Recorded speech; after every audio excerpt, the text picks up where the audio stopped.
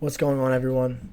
We're back again with another video, and in today's video I figured that I would make another trade breakdown over the MMXM Traders Asian Session Model, and this is just going to be another example based off of what I already portrayed in my previous video with a trade that I took today on the 21st of November.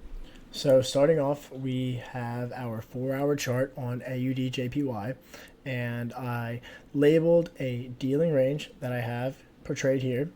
We have a clear run on buy stops that is followed with displacement lower, closing below this swing low, and then on top of that running this external range sell side liquidity pool low. And after we ran this external range sell side liquidity pool, we had price retrace into premium of that dealing range inside of this 4-hour bearish fair value gap. Another thing that I had labeled is that we created SMT with NZDJPY. That is our correlated asset that we use to identify strength and weakness between AUD and NZD. So right off the bat, we can identify that the Australian dollar is weaker than the New Zealand dollar because we failed to make a higher high, and we failed to do so inside of a higher time frame premium PD array in this 4-hour dealing range. So automatically I'm looking for short positions on the Australian dollar Japanese yen. Now moving from our 4-hour chart to our 15-minute chart, because we're using time frame alignment, I see that price, once we reach inside of this 4-hour imbalance, I created another dealing range within that 4-hour range that we tagged premium of inside of that 4-hour bearish fair value gap. So we have SMT at those highs that are labeled on the 4-hour, and then we have another labeled SMT here that was also inside of that 4-hour gap. But before this, we broke structure here on the M15 chart, traded lower, reaching this 15-minute fair value gap, had price retrace, and NZD ran this high while AUD failed to. So we have two indications of SMT divergence showing that Australian dollar Japanese yen will be the pair that we favor to take shorts on. Now, what we're going to be focusing on is this small area of price action, because within this 15-minute structure lies an M1 market maker sell model. And we're inside premium of this range from this swing high to this swing low. So what we're looking for is selling in premium into discount of this 15-minute swing. Now I utilize and marked off quarterly theory because it's what I'm always using as extra confluence when I'm looking to time my entries on my trades. So I have quarter one starting at 1800. I have quarter two starting at 1930, and quarter three 2100, and quarter four at 2230. And on our 1-minute chart, when we had our SMT happen at the highs, now what you're supposed to be looking for in regards to the Asian model is a stop hunt high that happens past 8 p.m. Eastern Standard Time. And after that stop hunt, you look for displacement on the 1-minute chart, and you look for a low-hanging fruit sell side liquidity pool objective, which is our sell side liquidity pool resting at the Q1 accumulation lows. Now, identifying that we had two failure swings that created SMT with NZDJPY, my eyes are automatically looking for sells after we create displacement on AUDJPY on the 1-minute chart inside our Q2 manipulation cycle for quarterly theory. So once price displaced lower and running these highs inside of quarter two, I marked off my 1-minute breaker, which is the last down close candle before price takes out the buy stops and then breaks structure. And then I marked off from the swing high to this swing low for the retracement back into premium, and I took a short entry right at premium of this M1 swing with my stop loss resting at the stop hunt high. And now typically when I do enter during these Asian sessions, I would just set my alert at my stop loss and set my alert at my take profit, and I call this the set and forget method, so that I don't need to micromanage the trade. I don't need to get stressed out over volatile moves, because typically the Japanese yen, anything that crosses that foreign currency pair, it is a very volatile pair to trade. So it can get you emotional when you're watching it and micromanaging it on the 1 minute chart or the 5 minute chart and push you to close the trade prematurely. And that's another reason why I just do a set and forget, set my alert at the high for my stop loss and my alert at the low for my take profit.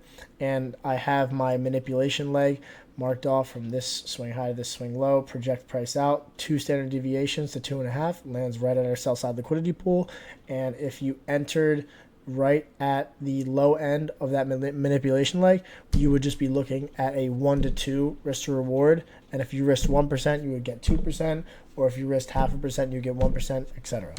But those are typically the type of trades that I'm always looking to get, is at least a minimum of a 1 to 2 risk to reward. Now, fast forwarding price, moving into a 5 minute chart and going into quarter 3 of our quarterly cycles, we do have an M5 intermediate term high that formed. And if you can see here, I have marked off that this high here was a slight purge of here that created another SMT divergence with AUDJPY retagging our M1 breaker block. So we would have this being a short-term high, this being an intermediate term high, and then we would expect the next short-term high on the right of the intermediate term high to be our silver bullet entry to deliver to the lows. But personally, I did not pyramid on this trade. I just had my one trade that I executed on.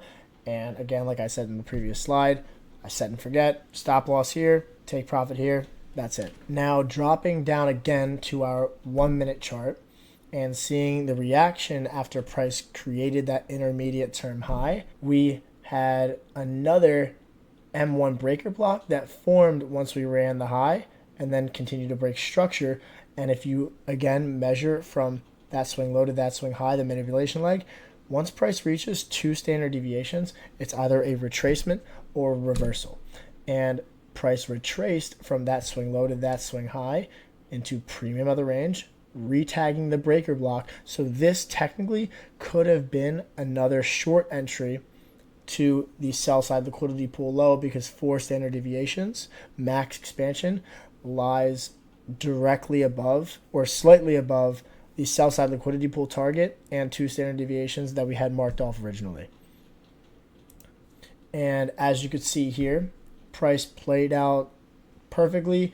We had our delivery from our M1 breaker block in quarter 2 during our manipulation phase, and then we created our intermediate term high with our short term high on the right with our extra M1 breaker block that you could have pyramided on, and price delivered perfectly to our M1 market maker sell model that lied in discount of that 15-minute swing that finalized during our last quarter of our quarterly cycles. And I have labeled here, this is the post that I made on Twitter showing the 4-hour, the M15, and the M1 with my executions. This is my MetaTrader so you can get a better picture. And this was my profit that I made on the trade, which is about 1.5K. I did have only 0.5% risk, or a little bit over 0.5% risk laid on for this trade. And I have a screenshot in my Discord where I do call out saying that these highs look very clean for a stop hunt. So I did expect, at least on my MetaTrader, which is what I saw, for our Asian session model to play out. I did see our equal highs resting before 8 o'clock, and once 8 o'clock hit, we got our run-on buy stops, and then price displaced lower, giving me my entry, and then I just had my take profit set at our 2 standard deviations, which lied directly at our sell-side liquidity pool low. And again, as always, shout out to the MMXM trader for showing us this hidden gem. I'll have all of this stuff linked in the description of the video below, but I really do enjoy giving you guys these trade breakdowns. I think they're just good for myself just to journal and kind of just talk my way through the trades, what I saw, and how I narrowed it down step by step. And I really hope that they help you as well. But if you do have any suggestions, video ideas for me to post in the future, any lessons or whatever besides trade breakdowns, please let me know in the comments below. But again, as always, I will see you guys next Wednesday for our next video.